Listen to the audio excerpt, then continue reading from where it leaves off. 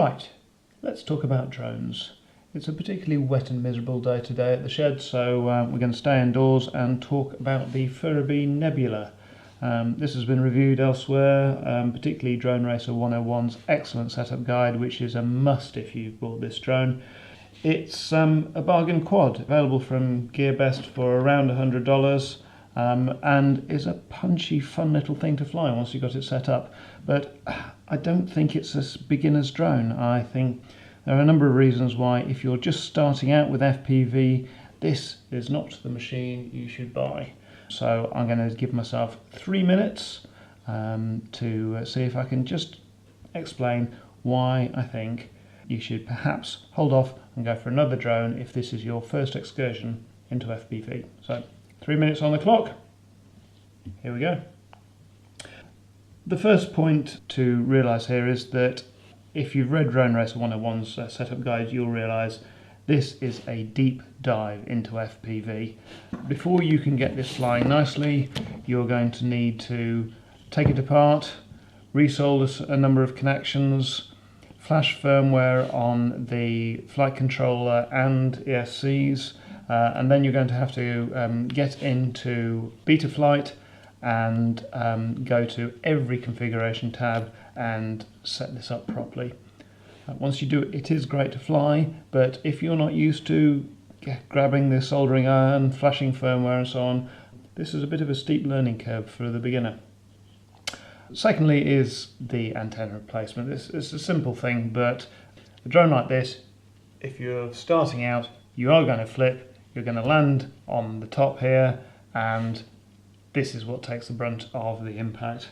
This is a replacement antenna. It comes with a little stock linear antenna, and you can see here's the base of that, which, well, that lasted about 3 or 4 flights before it was toast. Another point to realise with this is that the camera, which is a perfectly decent CMOS 700 TV line camera, a little bit loose in the frame, but that can be fixed with glue, actually has a 2.8mm lens. Now, the problem with that is actually quite a narrow field of view. Most drones these days come with 2.5 or even 2.1, which gives you a much wider field of view, and that gives you much better context if you're just trying to orient yourself and start out with goggles. So this gives a particularly constrained view for you to learn with. So there's another problem. And finally, the frame. The design here is just not very good. The VTX is hidden by the top plate. Access to the stack is interrupted by the side plates here. There are bolts that will put dents in your batteries, so you have to put an extra pad on the back here. The LED board at the back can be a bit loose. And worst of all, the carbon fibre is not actually all the way through these legs. You can see I've broken this leg. Yes, I'm a terrible flyer. A small crack in this bottom bit of carbon fibre very quickly progressed into a full break of the arm, and Gearbest do not provide spares. So as a beginner, you're out on your own. So there we have it, 3 minutes.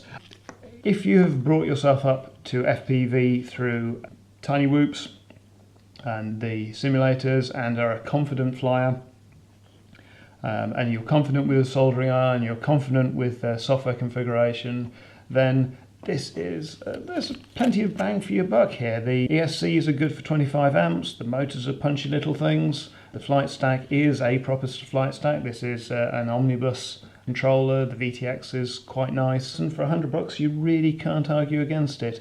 But again, if you're starting out, you're going to find very quickly that either the learning curve is too steep, or the first break that you have means you can't fly again. Now, if Furibee could see their way to start providing spares, that would be very, very much improved, but until they do, I'd buy with caution. And there's my review.